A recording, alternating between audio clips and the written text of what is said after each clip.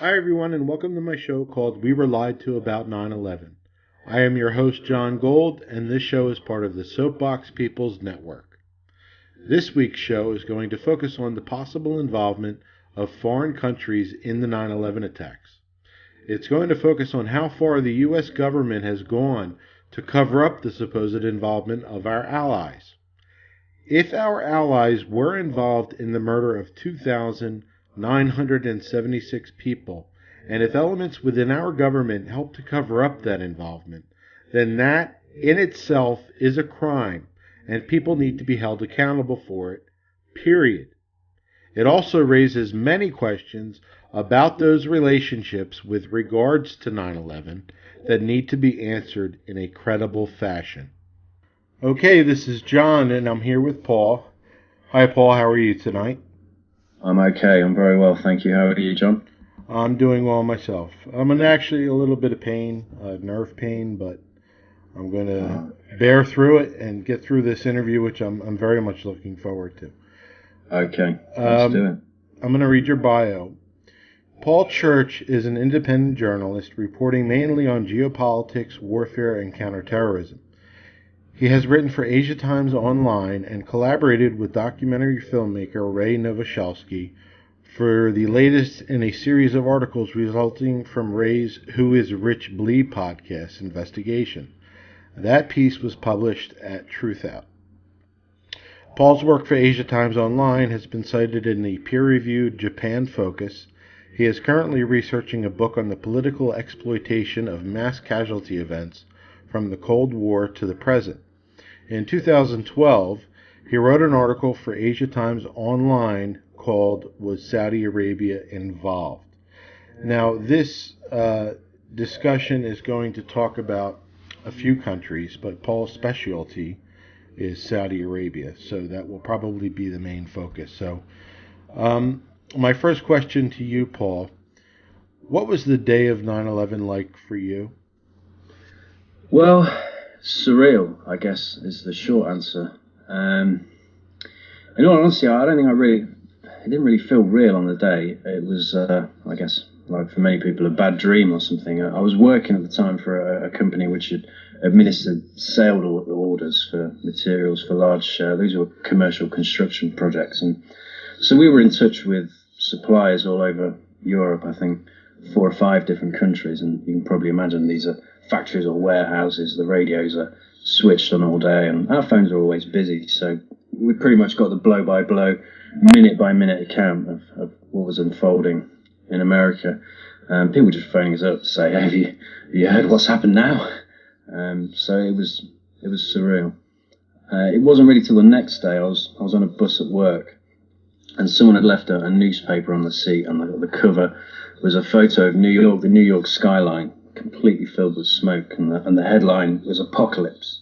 Right. And it was staring at that image, I think, when I realised that something not just tragic, not just a huge tragedy, but something world-changing had happened, and things weren't really going to be the same. And of course they weren't. No, they were not. When was the first time you questioned what we were told about 9/11, and what exactly did you question? To be honest, John, for many years I didn't really deeply question anything we were told about 9/11. Like many, I'd seen Michael Moore's documentary Fahrenheit 9/11, and so I knew there were some lingering questions about the Bush administration's relationship with the Saudis. But that was common knowledge. I mean, everyone paying attention knew about that. So for many years, that seemed to me to be a peripheral issue, not something central to understanding what happened in 2001, which is what I now think. I don't think I really started to look deeply into that connection until about maybe 2007. I stumbled over an article, and the article was quoting an interview with a gentleman called Prince Bandar bin Sultan, who we'll talk more about.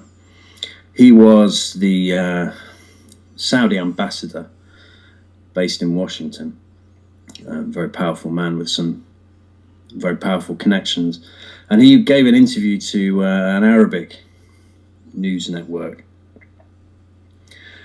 And in that interview, Prince Bandar says that Saudi intelligence has been following the 9/11 hijackers, quote unquote, with precision, and that if authorities in the US had perhaps engaged more with their Saudi counterparts, that attack perhaps could have been avoided.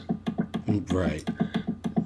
Now, all of that could have been bluster, could have just been hyperbole, but it struck me at the time that if, just for the sake of argument, we were to take Bandar's claim seriously, this failure to properly look into the Saudi connection, investigate Saudi roles after 9/11 would be kind of shocking, because it would seem unlikely, really, that Prince Bandar could somehow fail to mention such a looming threat, national security threat, to his very good friend, the President of the United States. If that, I'm sorry, if that was your first foray into 9/11, into questioning 9/11, then the first thing you should ask yourself is, well, why didn't Bandar share this information with us?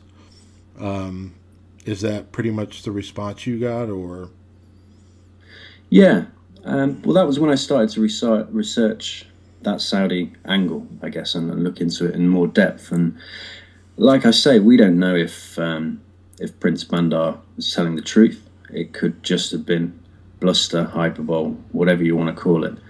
But certainly strange, you know, if he did have this information and was following it as closely as he says that he was, then it would seem odd, wouldn't it, that he hadn't told someone about this, especially given his connections inside the Bush administration. And he's very good friends with President Bush. Well, his wife, Bandar's wife, Princess Haifa, once called the Bush family, she said they were like her mother and father. So, you know, we're talking about deep personal relationships here. Right. And another question would be, well, did he, in fact, share information with the Bush administration?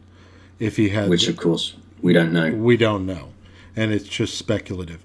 Now, before we continue, I want to say for the record that I do not want to start any more wars with any countries. I'm fairly sure Paul agrees with me that individuals and systems need to be held accountable and changed, and not entire religions, nationalities, ideologies, and so on and so forth. So I just wanted to make that clear as we continue. I think I'd have to agree with that, John. Now, the 9/11 report says, quote, "We have found no evidence that the Saudi government, as an institution or senior Saudi officials, individually funded the organization," end quote. And the organization they're talking about was Al-Qaeda. What is your response to that? Wow. I think we have to go back quite a long way and perhaps get some context. I mean, we don't really have time to go into the geopolitics here. No, we've got a lot of ground to cover, but is it before Saudi Arabia's role in acting as sort of a proxy for US interests in the Middle East goes back a long way. It goes back at least to the Soviet war in Afghanistan. It's no secret anymore that Saudi Arabia and Pakistan, among other countries, were instrumental in funneling US arms to the so-called the freedom fighters, as they were called then, who helped defeat Russia in that war. Very effective strategy so far as it went. The Soviet Union collapsed largely because of the cost of that war.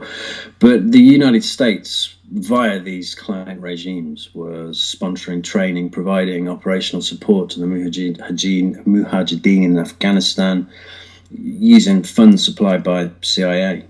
It's no secret anymore that those policies, to some degree, still debated, has got to have enabled and contributed to the rise of Al-Qaeda. And whatever you view on that topic, what seems clear at this point is that without that set of alliances, geopolitical alliances, Cold War alliances, led by the United States, Al-Qaeda would almost certainly never have had, or never have developed the capability to pose any serious threat to the West. And Saudi Arabia's continued to play that proxy role up to the present day, of course, arming insurgents in Iraq, rebels in Syria, various groups who today seem to have merged to form the Islamic State, or or ISIS. Well, now you're getting into another topic, but True. But let me just be clear for people. The system that he's referring to that supported the Mujahideen during the Afghanistan-Russia war was the Saudis provided funding. They gave it to the ISI. The CIA worked with both. the ISI, by the way, is the Pakistani intelligence agency, right. for those that don't know that. The Pakistani intelligence agency is the Pakistani ISI. The Saudi intelligence agency is the GID. And, of course, America's is the CIA. But there's an entry at historycommons.org, and it's called 1973 to 2002, Saudi Billions Lay Groundwork for Radical Militancy. If you want to really look at the history of how Saudi Arabia or elements within Saudi Arabia essentially helped to create groups like Al-Qaeda, I recommend to go read that entry.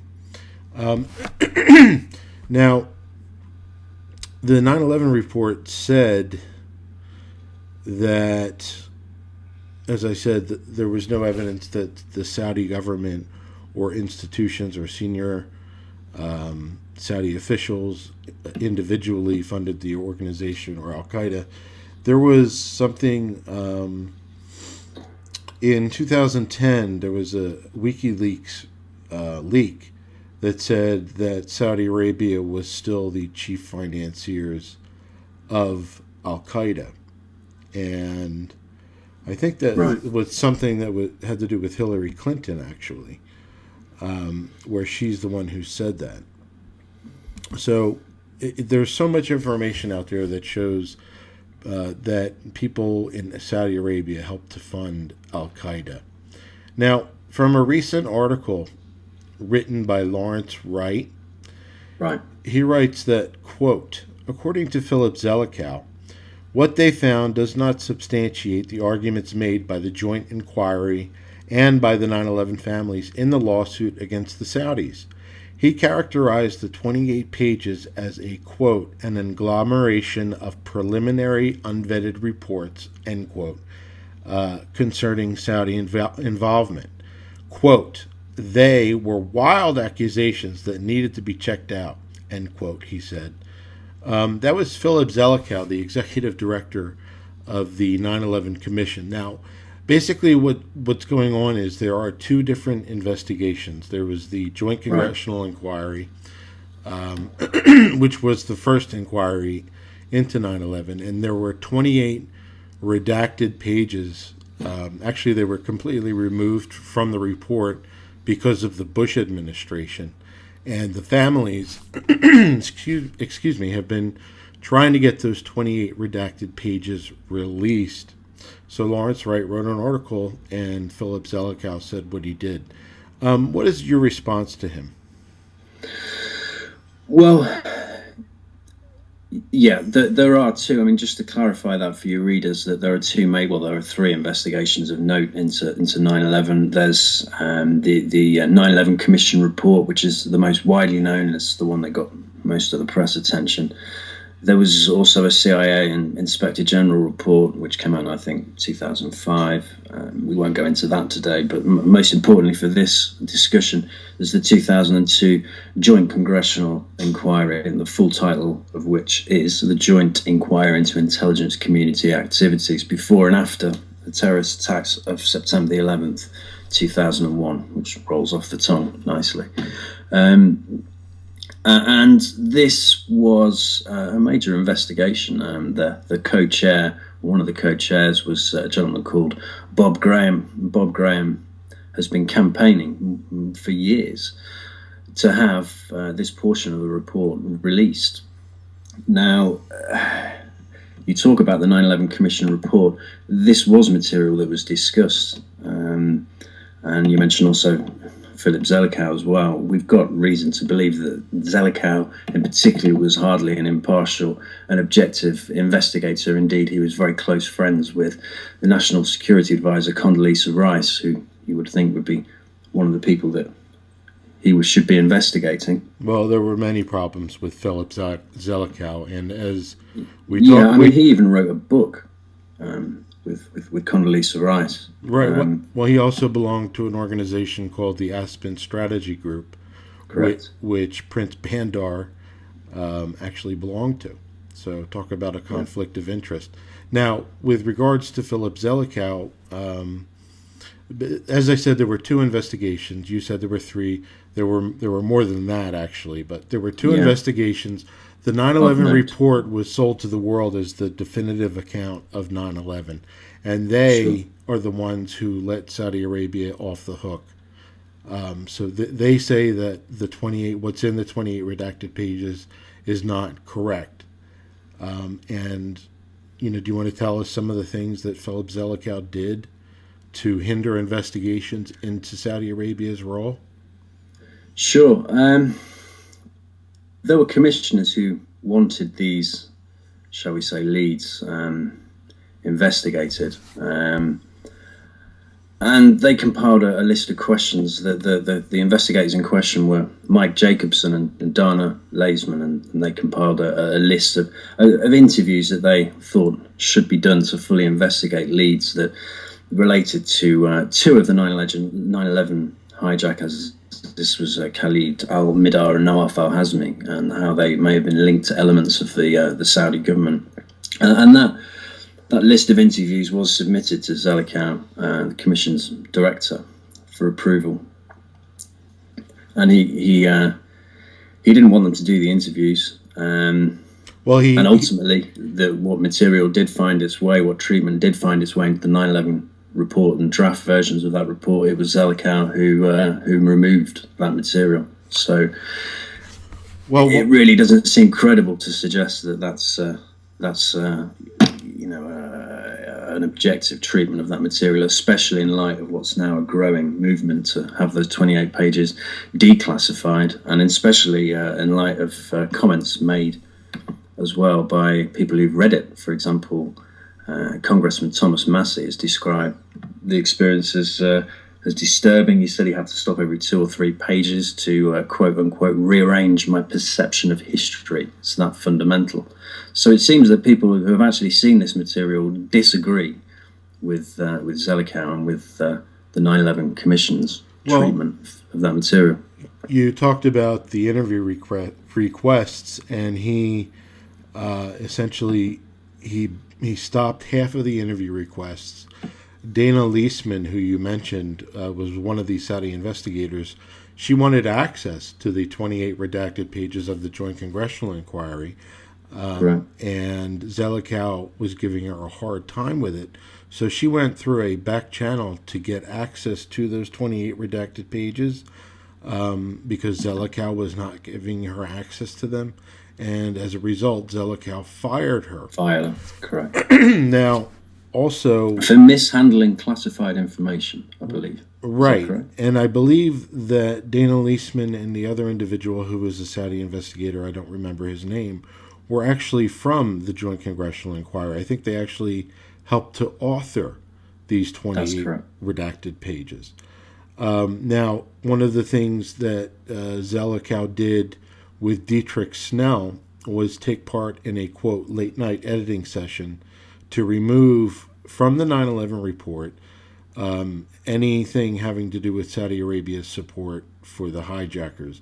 And what they did was they moved the information into the back of the book in a footnote. Now, some of the people involved in the Saudi 9/11 plot or Saudi 9/11 connection, people like Omar al-Bayoumi, they were interviewed by Philip Zelikow and Dietrich Snell. These are 2 individuals that, I do not trust at all. And so any of their reporting on the subject is in doubt as far as I'm concerned.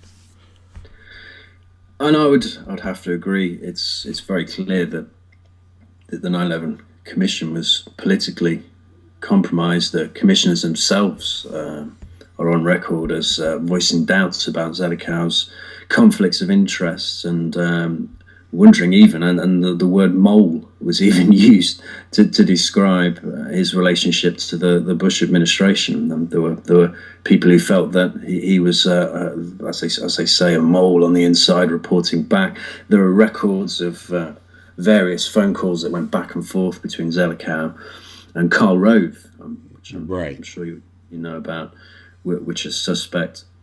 And it really doesn't seem as though there was any intention to fully investigate these sorts of leads and connections and relationships. The aim was to suppress and minimize them. Well, let's go through the history a little bit of the Bush administration, doing its best to block or to, keep those 28 redacted pages redacted. During the joint congressional inquiry, someone by the name of Abdusattar Sheikh, who was the landlord of two of the hijackers, who also happened to be an FBI informant, was not allowed to testify before the joint congressional inquiry. Now, I understand that he did speak with the 9/11 Commission. His memorandum, for the record, I think is available somewhere online. Now, also, as I said, the families have been fighting for years to get those 28 redacted pages released. And the reason that they want them released is so that they can be used in a courtroom, in a court of law, against Saudi Arabia. Now, at the end of... I'm sorry, are you typing? I was just looking up. You talked about Abdusattar Sheikh, okay. The FBI agent who... I'm sorry, I could hear the typing as you were going. That's okay. I forget what... Yeah, Stephen Butler. Yeah, Stephen Butler. He said that if he had been given the information from the CIA, which is another topic entirely, he could have done something to prevent the attacks. Correct. Now, another thing that Bush did was make it difficult for the 9/11 families to sue Saudi Arabia for their connection to Al-Qaeda and or 9/11. And that practice lasted all the way through to the Obama administration. This is an interesting story. When Obama first came into office, one of the first things he did was actually set up a meeting with 9/11 family members. And the topic of the meeting was to discuss closing Gitmo.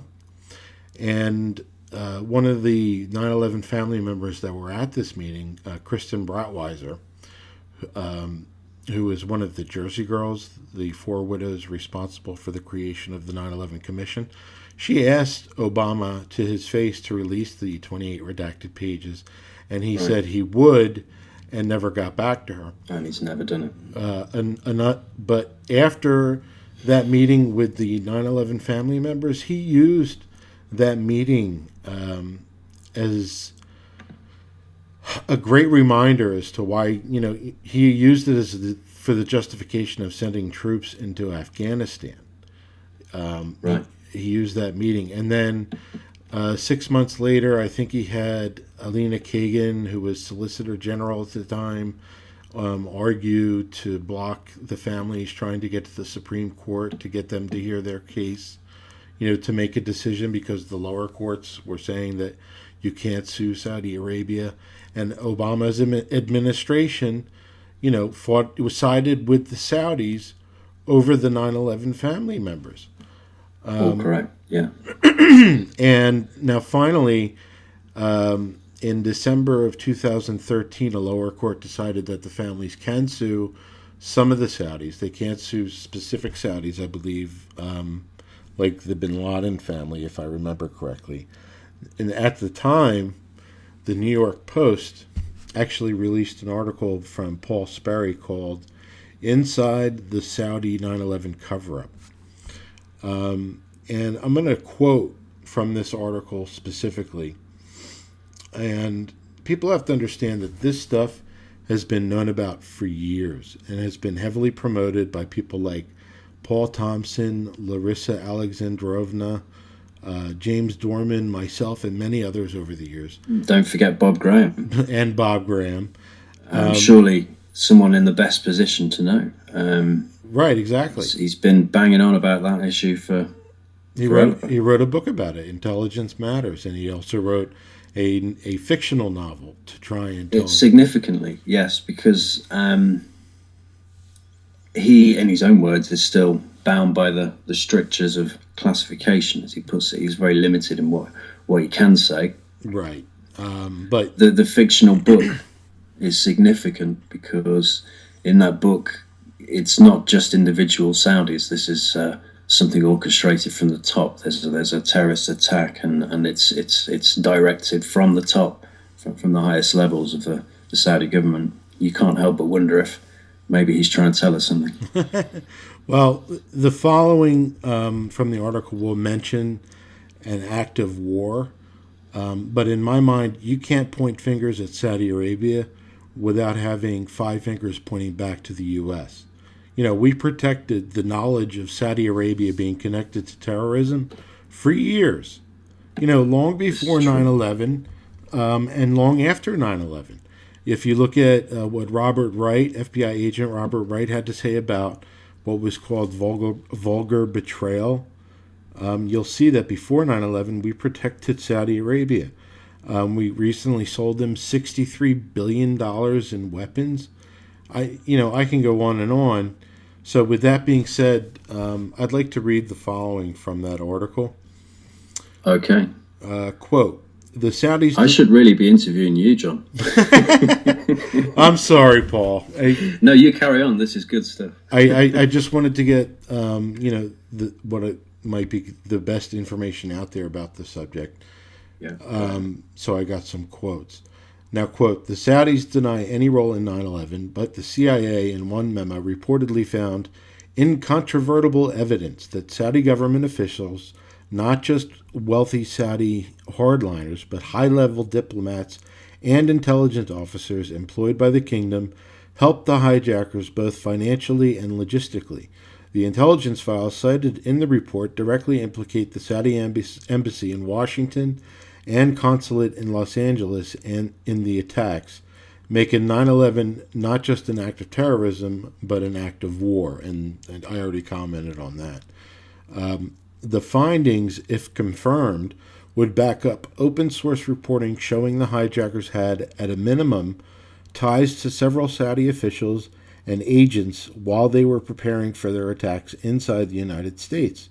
In fact, they get help from Saudi VIPs from coast to coast.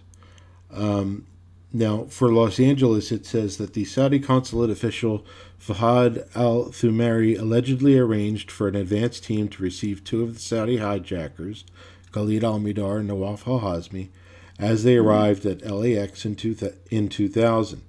One of the advance men, Omar al-Bayoumi, a suspected Saudi intelligence agent, left the LA consulate and met the hijackers at a local restaurant. Bayoumi left the United States 2 months before the attacks, while Thumari was deported back to Saudi Arabia after 9/11. It says in San Diego, Bayoumi and another suspected Saudi agent, Osama Baznan, set up essentially a forward operating base in San Diego for the hijackers after leaving LA. They were provided rooms, rent, and phones, as well as private meetings with an American al-Qaeda cleric who would later become notorious as the Anwar al-Awlaki, who we just found out, I think, recently was an informant for the FBI. For the FBI. Well, they kept channels open to him despite his terrorist designation. He had lunch at the Pentagon or something to that effect. Yeah, this is something. Go ahead. I think Anthony Schaefer mentioned something about that somewhere. Certainly, some strange connections there, and again, it all needs looking into. It doesn't seem to hang together really. The last part ties into the next question. It says Washington. Then Saudi ambassador Prince Bandar and his wife sent checks totaling some $130,000 to Baznan while he was handling the hijackers. Though the Bandars claimed the checks were, quote, welfare for Baznan's supposedly ill wife, the money nonetheless made its way into the hijackers' hands. Other al-Qaeda funding was traced back to Bandar and his embassy, so much so that by 2004, Riggs Bank of Washington had dropped the Saudis as a client. The next year, as a number of embassy employees popped up in terror probes, Riyadh recalled Bandar. Quote, "Our investigations contributed to the ambassador's departure," end quote. An investigator who worked with the Joint Terrorism Task Force in Washington told me, though Bandar says he left for personal reasons. So that's from the New York Post, and that basically explains most of the connections that we're aware of. It does seem that that's the material. Now the indications are that this is what's covered in the 28 pages. I mean, you mentioned the two suspected Saudi government operatives.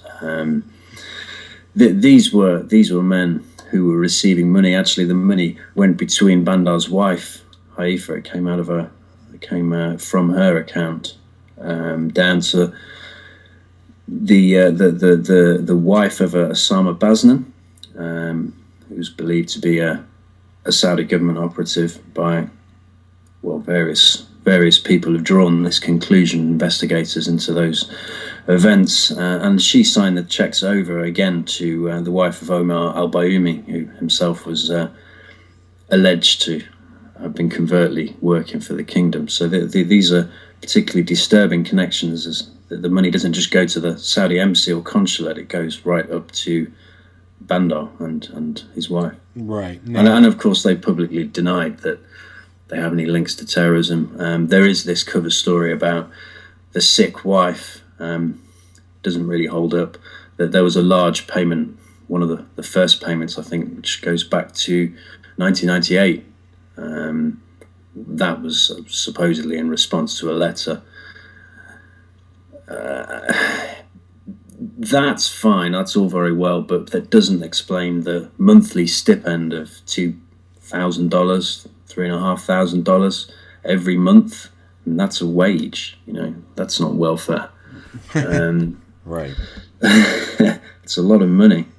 Well, let's talk a little bit more about Bandar, because he's an important figure in this whole story. As many people know, Bandar was very friendly with the Bush administration, with the Bush family, as he already mentioned. Princess Haifa referred to them as, mother and father, the Bush seniors, and he also had connections to George Tenet. Now, the report that I had just read from the New York Post cites a CIA memo, but let's get it on the record that the CIA seemingly protected two of those hijackers, the two that were associated with Saudi Arabia, so they have a lot to answer for themselves. Right. Now, George Tenet, this is from James Risen. It says that George Tenet, appointed as CIA director in 1997, develops close personal relationships with top Saudi officials, especially Prince Bandar, the Saudi ambassador. Tenet develops a habit of meeting with Bandar at his home near Washington about once a month, but CIA officers handling Saudi issues complain that Tenet doesn't tell them what he discusses with Bandar. Often they are only able to learn about Tenet's deals with the Saudis later and through Saudi contacts, not from their own boss. Tenet also makes one of his closest aides the chief of the CIA station in Saudi Arabia. This aide often communicates directly with Tenet, avoiding the usual chain of command. Apparently, as a favor to the Saudis, CIA analysts are discouraged from writing reports raising questions about the Saudi relationship to Islamic extremists. That's from James Risen. Now, do you remember when Bush and Cheney testified behind closed doors, not under oath, with each other, with no transcripts allowed? And this was raised with Bush, I believe, and he dodged the question, correct? Well, I'm going to read directly from Phil Sheenan. Okay. It's just so much better than us saying it. Quote, John Lehman was struck by the determination of the Bush White House to try to hide any evidence of the relationship between the Saudis and Al-Qaeda, end quote. Lehman will say, quote, they were refusing to declassify anything having to do with Saudi Arabia, anything having to do with the Saudis. For some reason, it had this very special sensitivity, end quote. Now, as I said, when Bush and Cheney testified, it says, quote, some of the toughest questions are asked by Republican John Lehman, who focuses on money allegedly passed by an acquaintance of the Saudi ambassador's wife to two of the hijackers. Lehman will say that Bush, quote, dodged the questions. Now, I don't know, what world everybody lives in, but to me, this individual, Bush, should be brought forward to testify publicly and under oath about this and about a number of other things. This is the President of the United States who has a special relationship with somebody who is connected to money of two of the hijackers. Also with long-standing work for the CIA, but by his own admission. The accounts that some of this money was moving through, you've mentioned Riggs Bank already. There's a long-standing relationship there with the Central Intelligence Agency, and in particular with covert operations. And Bandar himself has admitted this. And that during the 80s, for example, he helped fund the anti-communist Nicaraguan Contra. And this was run out of the White House. And this was part of the Iran-Contra affair, obviously, as you already know. And also, again, we mentioned earlier the Afghan rebels fighting the Soviet Union. This is all of these connections are worrying, because you've got this guy with very close links to the Bush administration, to the intelligence community, long-standing role as being a sort of the hidden hand, running black operations and dirty operations in more than one country, and here he is handing money to the wives of many who are associated with two of the 9/11 hijackers. Mm-hmm. And as you already mentioned, with this whole thing in Syria, it was Bandar who started this operation of sending in, arming, training, funding rebels to send into Syria to help take out Assad. And, Correct. So there's proof right there that Bandar, as you said, is very well acquainted with how the terrorist system works. So,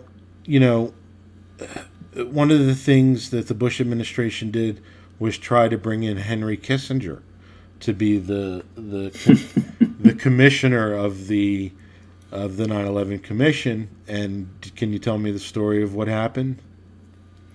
Yeah, well, it was fairly quickly picked up on.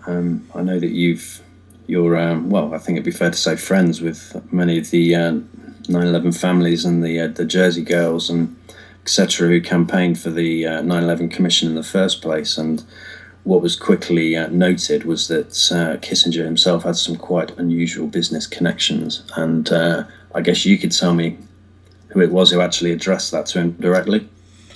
Well, basically what happened, the families asked Henry Kissinger to have a meeting, and he agreed, and they did it in New York City.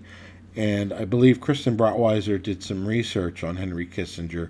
And during the meeting, Laurie Van Auken asked him some very poignant questions. Do you have any clients by the name of Bin Laden, and so forth? And he about fell out of his chair, according to them, and the next day resigned as 9/11 commissioner. Now, when Bush first came into office, one of the very first things that he did was tell agencies to, quote, back off of the Saudis and the Bin Ladens. This was pretty much standing policy. Under Clinton, it was supposedly slow go, but under Bush, it was apparently no go at all. Mm-hmm. Could that be seen as help for what happened? Well, John, I think we've had this discussion in the past. I personally don't believe it's wise to stray too far into the realms of speculation. The bottom line is we don't know what the Bush administration knew, what it didn't, and we will never will unless we have a fully independent investigation into those events. Then we're not going to get to the bottom of that. It's certainly clear that an awful lot of intelligence, more than we knew when any of these investigations were ongoing. I mean, for example, 9/11 commissioners were barred from seeing the presidential daily briefs. Exactly.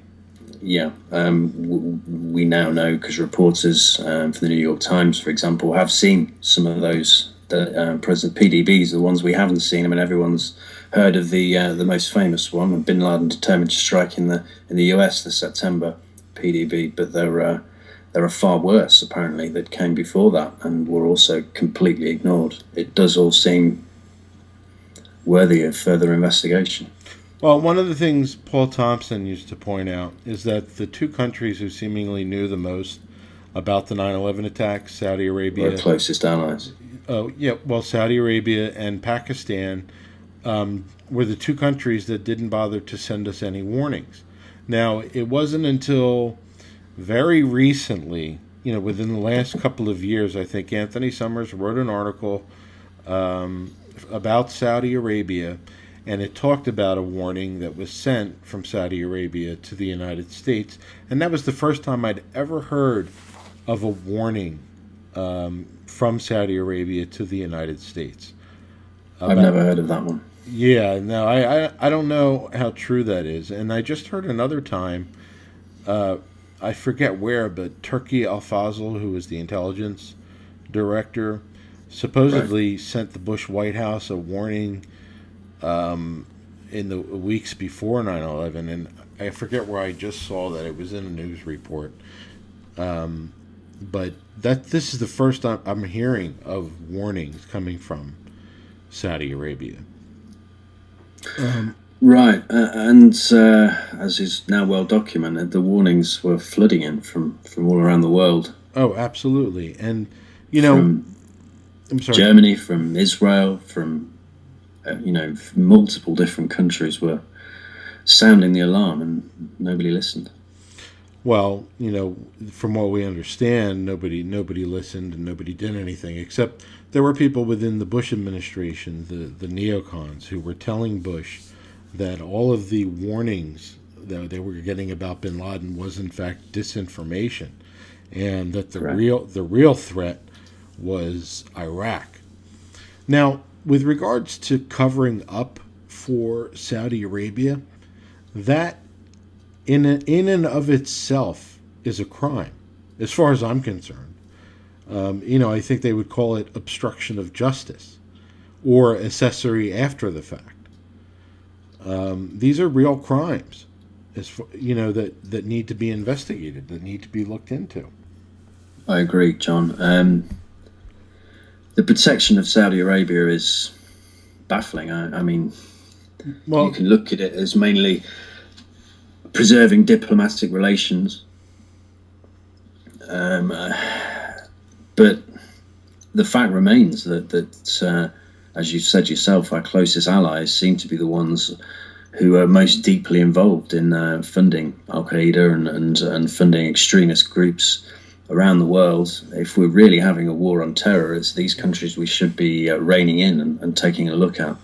Right. How can they be our allies in a war when they're supporting the enemy?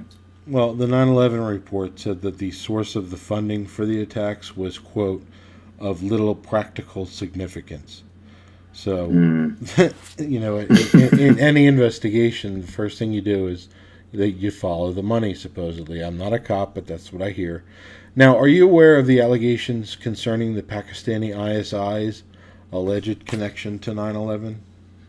Yeah, I mean, these These focus on a wire transfer, which supposedly was to the lead hijacker, Mohammed Attar. Correct? Yes. Yeah. And I think the 9/11 families did raise this question to the 9/11 Commission, and the FBI.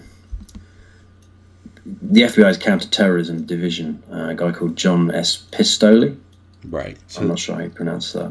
As he's on record saying that the agency traced the origin of the funding of the 9/11 attack back to financial accounts in Pakistan. I'm quoting here, where high-ranking and well-known Al-Qaeda operatives played a major role in moving the money forward, eventually into the hands of the hijackers located in the US. So, yeah, there's connections there as well. I mean, I've mainly looked at the Saudi Arabia role. That's what's interested me the most. There's a very good article, actually, which people might want to read, called it's by Paul Thompson. Actually, you mentioned him, and it's called The Many Faces of Said Sheikh. Right. And I think that's up on History Commons. Is it still there? Yeah, I think it's still there. I have a quote from History Commons about Pakistan, and it's, quote, an unnamed senior staff member on the 9/11 Commission tells the Los Angeles Times that before 9/11, Pakistani officials were, quote, up to their eyeballs, end quote, in collaboration with the Taliban and Al-Qaeda. As an example, this source says of bin Laden moving to Afghanistan in 1996, quote, he wouldn't go back there without Pakistan's approval and support, and had to comply with their rules and regulations, end quote. From, quote, day one, end quote, the ISI helped Al-Qaeda set up an infrastructure and jointly operated training camps. It says the article further notes that what the Commission will publicly say on this is just the tip of the iceberg of the material they've been given on the matter. In fact, the Commission's final report, released a month later, will barely mention the Pakistani ISI at all. Now, I am intimately familiar with this subject. It's something I spent a lot of time. Very clear, John. Yes. It's something I spent a lot of time looking into, and basically what happened.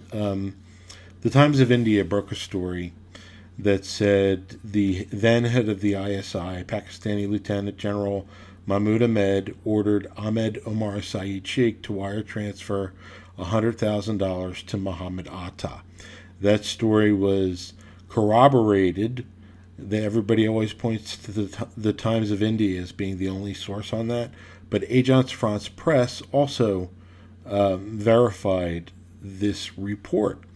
And a little bit after this reporting happened, apparently Musharraf forced Lieutenant General Mahmoud Ahmed to step down.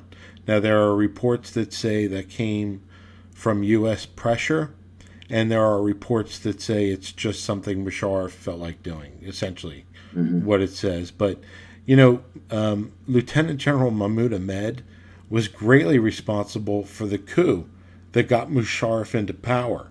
So I don't think it was an easy decision for Musharraf to get rid of, Lieutenant General Mahmoud Ahmed.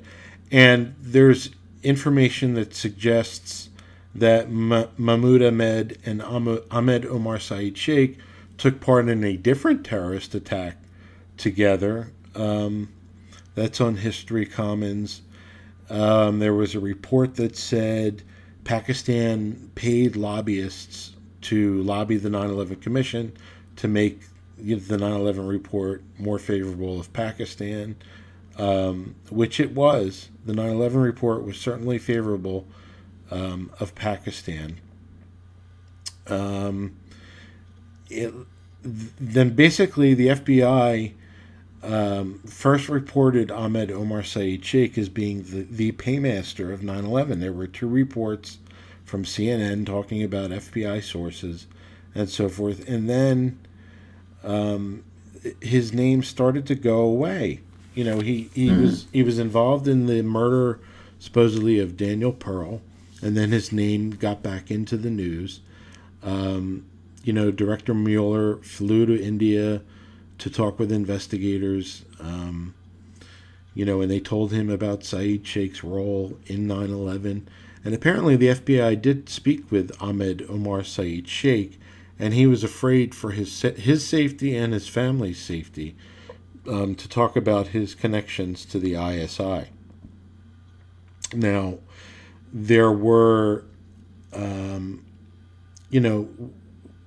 the families put forward. You said the families put forward a question having to do with the wire transfer. I believe you said that.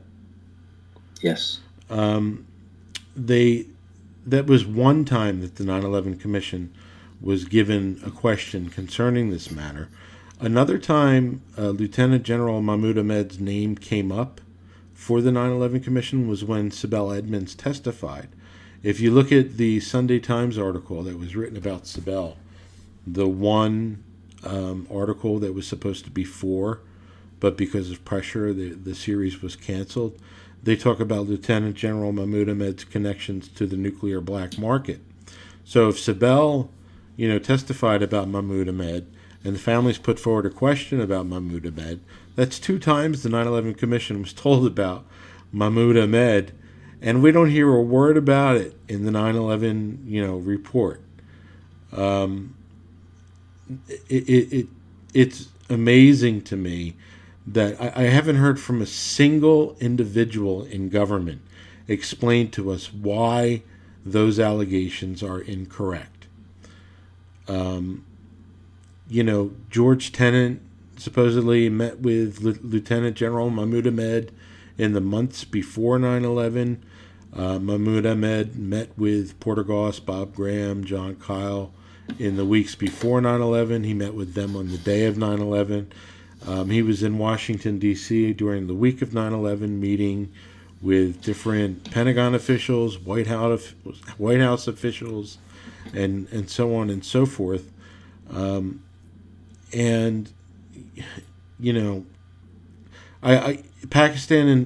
Pakistan's involvement, I can tell you, is not in the 28 redacted pages.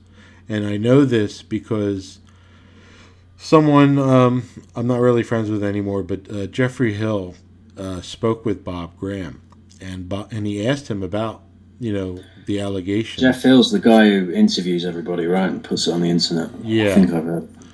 Yeah. He interviewed Bob Graham, and Bob Graham said that those claims were unsubstantiated. He said that's what he heard. And the 9/11 Commission released an MFR, a memorandum for the record, that said that the Pakistani ISI did not wire transfer did not wire transfer money to Mohammed Atta. But before and after it's incredibly redacted, just like many of the MFRs that came from the 9/11 Commission. So again, we have no explanation as to why these allegations are untrue. And there's more reason to believe that they are true than not. There was a guy, I believe, sadly was tortured once, and he actually mentioned Omar Sheikh as wire transferring $100,000 to Mohammed Atta during this time that he was tortured, and I don't remember his name. It's on historycommons.org. So there's Saudi involvement or evidence of Saudi involvement. There's evidence or indications of Pakistani ISI involvement. The 2 things that were essential during the Afghanistan-Russia war, and that were used throughout the 90s, I think. Yeah, it's almost as if you could write a whole other report just focusing on the allegations and the connections, the financial relationships that we've talked about in this interview. Well, mostly you talked about, as it happens. And that would probably be a fuller account of what happened in the run-up to 9/11, what went wrong, and how those events, were allowed to take place, than the entire rest of the report put together, I think. These seem to be where the investigations should have been looking, and for whatever reasons, political, geopolitical, diplomatic, these issues were just buried. Well, I thought of an interesting scenario. Relegated to footnotes, or removed completely. Or removed completely, exactly. An interesting scenario that I thought of is, imagine the families finally get this into the courtrooms against Saudi Arabia. They finally manage to get the 28 redacted pages released, and they try to use that as evidence against Saudi Arabia. And then Saudi Arabia, as a counter to that, could bring in the 9/11 report and say, look, the 9/11 report said that we were cleared. And then can you imagine them bringing in Philip Zelikow, the person responsible for, making sure the 9/11 report didn't mention Saudi involvement?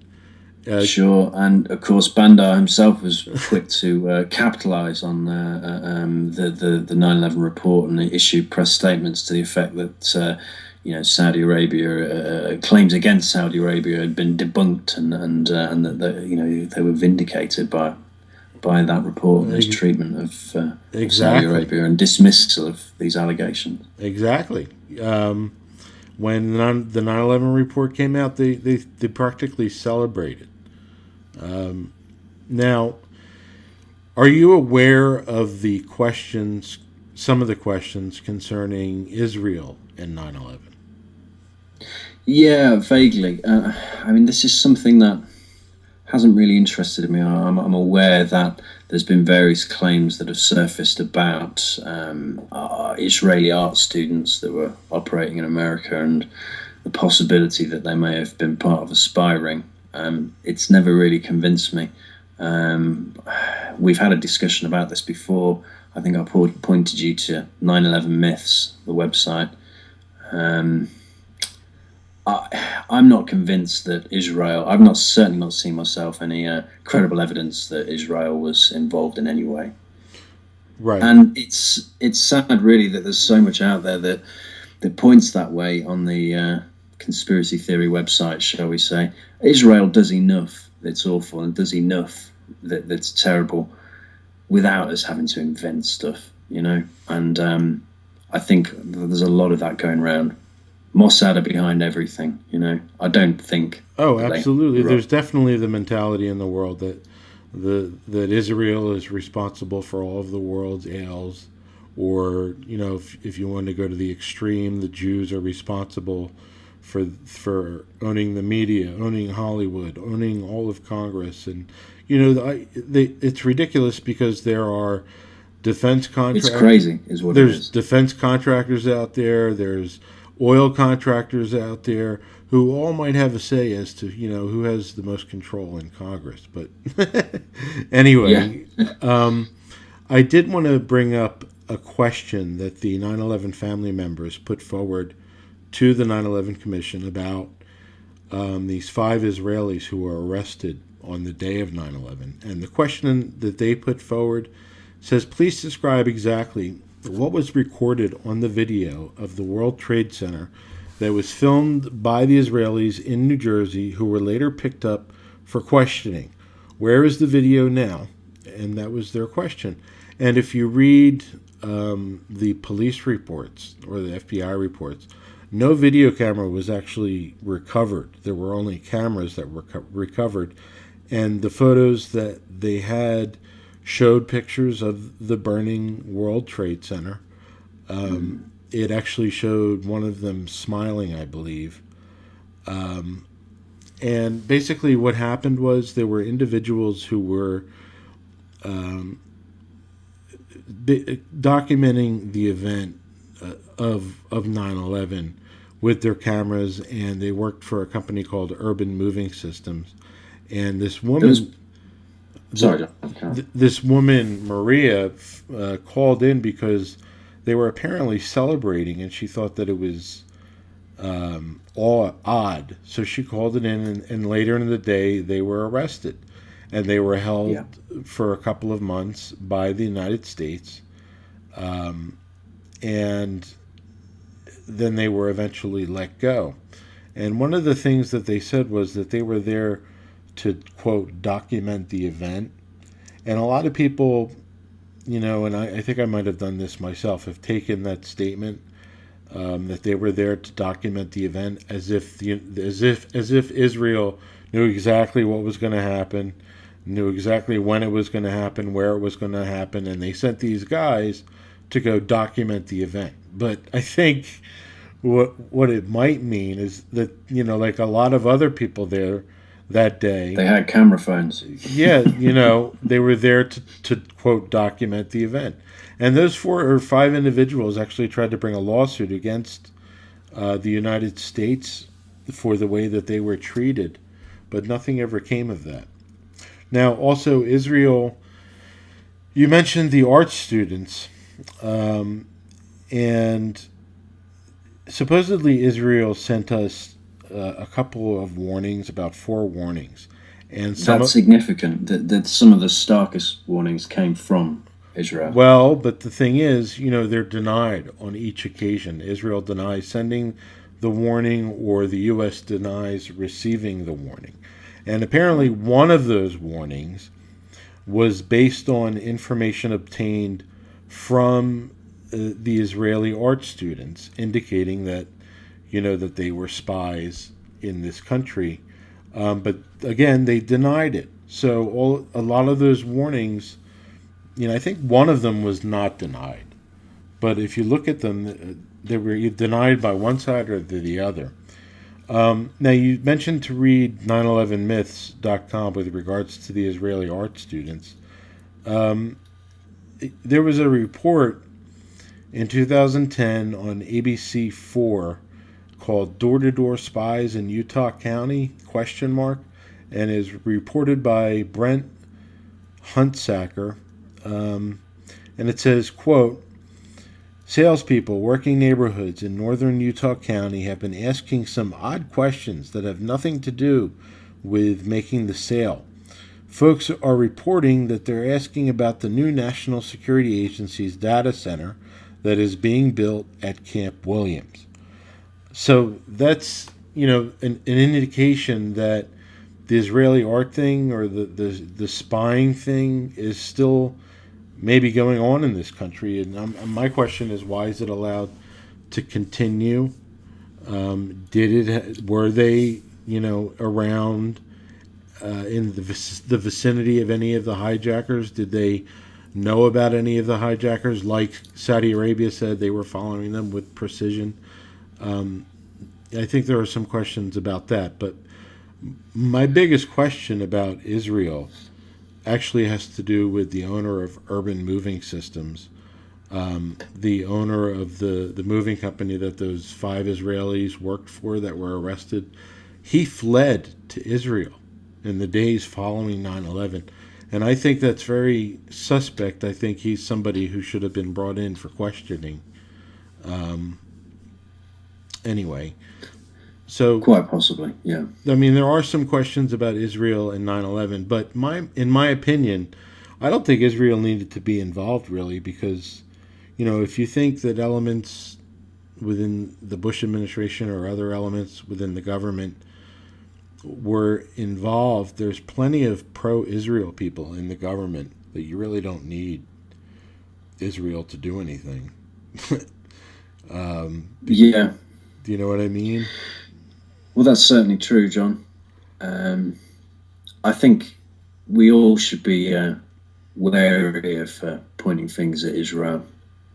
Well, but not because the evidence is really tenuous. And you mentioned the art students. The timelines don't really work, and there's not really any evidence that they had any contact with the hijackers.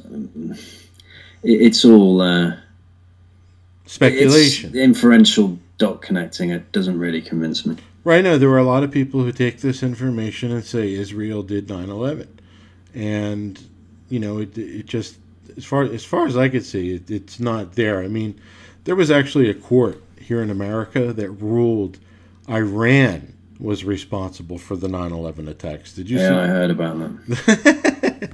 How ridiculous is that? That's well, it goes to show, actually, that if you really want to, you can find evidence to support more or less any theory that you want. Well, that's essentially... it's important to keep that in mind when you're investigating these things. That's essentially something that the U.S. government did, is they made up enemies or people that were involved with 9/11. It was, the Taliban, who were harboring Al-Qaeda. They were supposedly the enemy, and we went in to take them out. And years later, the Taliban is, almost fully back in power, as they almost were. We said that Iraq had something to do with 9/11. Which Zelikow, in fact, said that. Yeah, Zelikow tried. In the 9/11 report, he had two individuals come in to testify. Somebody by the name of Abraham Sofair, who was supposedly the first public expert witness to testify, and he just put forward, pro war points. And there was another individual by the name of Laurie Milroy, who was brought in to testify, who is essentially discredited in many people's eyes. And Laurie Van Auken, one of the Jersey girls, was furious with Philip Zelikow for bringing her in. She confronted him about this and said, "This is an investigation. This isn't an opportunity to sell the war." And she said a sly smile, went across his face. I really would like Philip Zelikow. I mean, if you want to tug on a thread, Philip Zelikow is the thread that should be tugged on. Arrest the man, put him on the stand. Let's ask him some questions, because he was certainly a big participant in the cover-up of 9/11. Sure. I have to agree, John. I do think that Zelikow's got a lot to answer for. It's very clear from evidence in the public record and from the opinions of other commissioners and 9/11 commission staffers. You mentioned Shannon's book earlier. Right. There's a lot of information there about the conflicts of interest that Philip Zelikow had. We really didn't get the investigation which was hoped for. It was very much politically compromised. As we've mentioned, Zelikow was using it trying to use it as a platform to propagandize for the Bush administration's war in Iraq, which of course was long planned. This is not an objective investigation. Which was a good indication as who he was working for, essentially. Exactly. Yeah. And these views of Zelikow don't come. It's important to understand they don't come from fringe publications or conspiracy theorists or kooks. They come from the people inside the investigation. Right. Now there's an entry on. This is the last thing I want to talk about. There's an entry on History Commons called "After September 11, 2001." High-ranking State Department official allegedly arranges release of 4 9/11 suspects.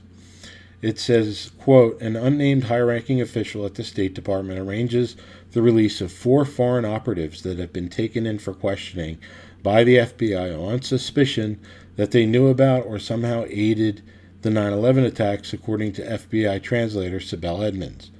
Edmonds will later leave the FBI, becoming a whistleblower, and say she knows this based on telephone conversations she translated. Edmonds will say that the target of an FBI investigation into a nuclear smuggling ring calls the official, indicates names of people who have been taken into custody since 9/11, and says, quote, 'We need to get them out of the U.S. because we can't afford for them to spill the beans,' end quote. The official says he will, quote, 'take care of it,' and end quote, and the 4 suspects on the list are released from interrogation and extradited. It says the names of the 4 suspects are not known, but one of the lead 9/11 hijackers, Marwan al-Shehi, and the sister of an FBI investigation connected to nuclear sciences. So this could possibly be a reference to this person. It says the high-ranking State Department official, who is not named in the Sunday Times article, is said to be Mark Grossman, by both Larissa Alexandrovna of Raw Story, formerly of Raw Story, and of former CIA officer Philip Giraldi. writing in the American Conservative. So there's a country that we don't know about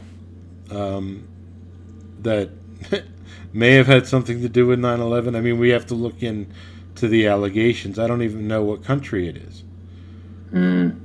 Hey, maybe it's my country. maybe we're going to be invading you soon. No one would expect that, would they?